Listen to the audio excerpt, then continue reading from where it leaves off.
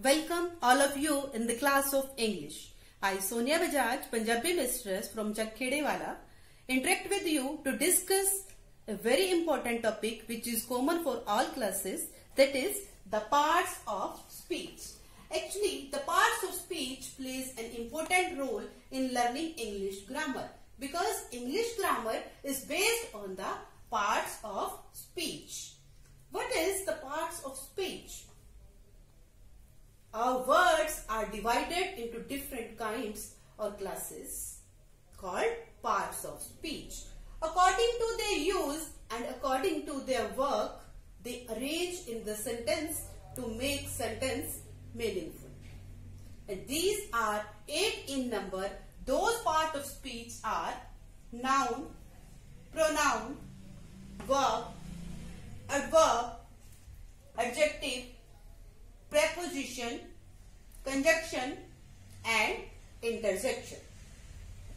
First and foremost, we will talk about noun in detail. The different kinds of noun are there in English grammar. Dear students, first of all, we will look at the concrete and abstract noun. Then we will turn common and proper noun.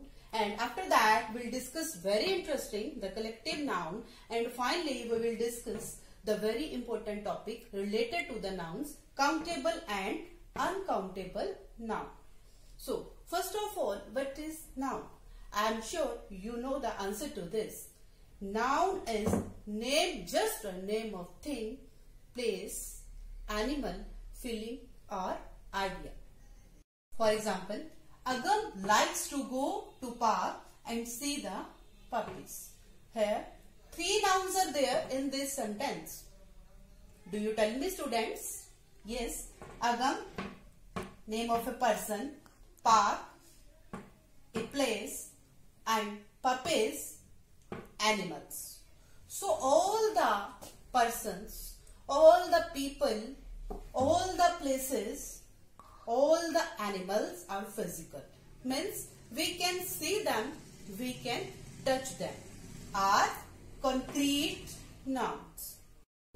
So what are abstract nouns? We can't see them, we can't touch them. These are only feelings or ideas that are abstract nouns.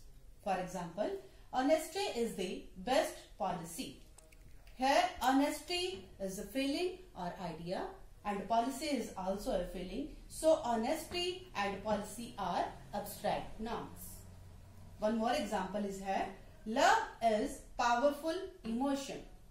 Love is the name of feeling. You can take anger, happiness, sadness, also feelings, and emotion is also a feeling. So, these are abstract nouns. Now students, we will look at the common noun and proper noun. So first of all, what is common noun? Common noun is a general noun and proper noun is the name to specific person, specific personality. So here are some examples of common and proper nouns. The noun written on the left side are the common noun and the nouns written on the right side are the proper nouns. Woman is a common noun. It can mean any woman. And Sonia is a name of a person, name of a woman. In fact, in this case, me of course, in the same way, man is a common noun. It can mean any man. And Edison is the name of a man, name of a specific individual. Like this, city, country are the common names. And Jalalabad, India are the proper names. Students, do you noticing something about the proper nouns? Can you tell me? You should be noticing this. All proper nouns should be written with capital letters. In fact, first capital letters.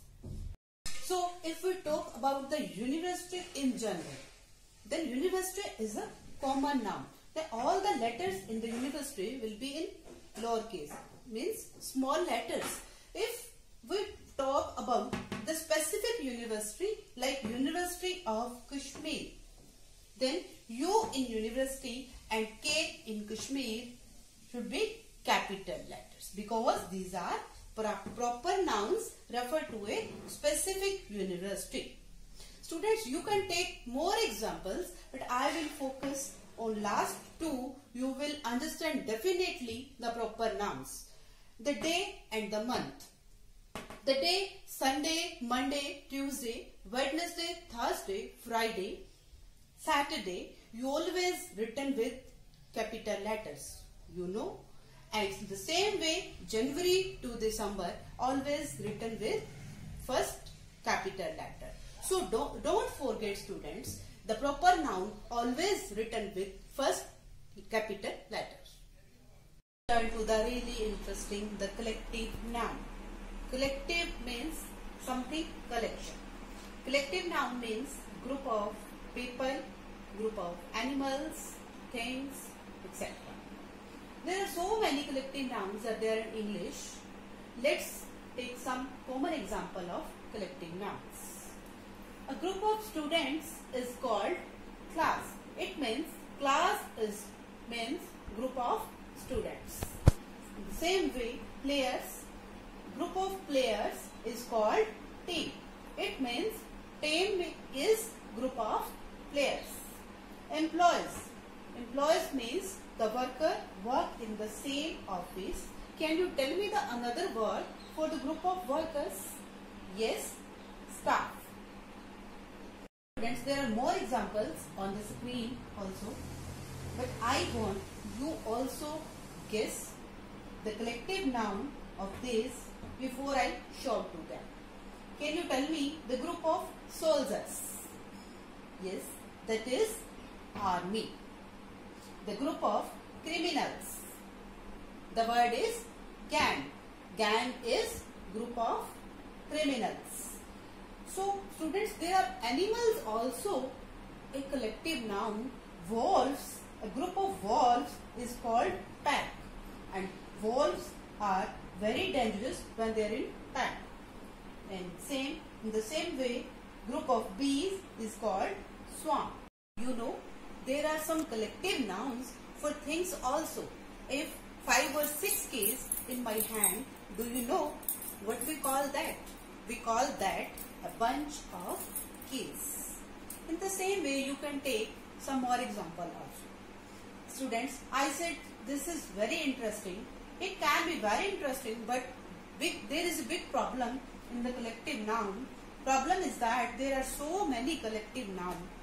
If you learn the most common ones, you can use them fluently in your conversation and make your speech stylish. So learn as many as possible. So let's move on the most important part related to the nouns, countable and uncountable noun. So first of all, which is countable noun? That can be counted, countable noun. Uncountable noun, that cannot be counted, uncountable noun. Some examples are here: bag, table, book, apple, chair, foot. You can take some more examples of countable nouns. With countable nouns, we can use number, singular, plural. Means you can say 2 bags, 5 tables, 3 books, 5 apples, 3 chairs. Okay. It means we can say a or an is used with the countable numbers only, but uncountable numbers, with uncountable numbers we can't use a and an. That is very important because salt, sugar, air, tea, coffee, love, hate, these are the examples of uncountable noun. We can't count it. If you want to try to count the salt or sugar, they are so small, it is very difficult to count them. So we never use a or an with uncountable nouns. Ask the question, we use with countable noun, how many? For example, how many books are there in my school library? And with uncountable noun, use how much tea about if you don't know the exact quantity, so that we use the quantity expression with countable noun of few. Few means a small number. I can say there are a few books in my library. Means I don't know the exact number, but small books, some books. So with uncountable noun we use a little. There is a little tea left in the glass. So with uncountable noun we use a little to describe small quantity. That's very important. Students, when we talk about a big number, a big quantity, can you tell me? With countable noun we use many and a lot of, and with uncountable noun we use much and lot of. No doubt a lot of is used with both countable and uncountable noun. For example, there are a lot of books in our library. There is lot of tea in the kettle. In the same way, some is used with countable and uncountable noun both. For example, there are some books in our library. There is some tea in the jar. Now I want to tell you about the area where many people makes mistake with when we want to make comparison with countable noun and uncountable noun. For example, countable noun, I have 50 books and you have 75 books in your library.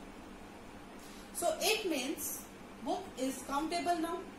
It means you have more books than me. Then we use more with countable noun. And with uncountable noun, for example, I drink 4 cup milk in a day and you drink 6 cup milk in a day. It means you drink more milk than me. In same case, we use more with uncountable noun. But what's about its opposite? It means you drink more milk. It means I drink less milk. Then we use less with uncountable noun.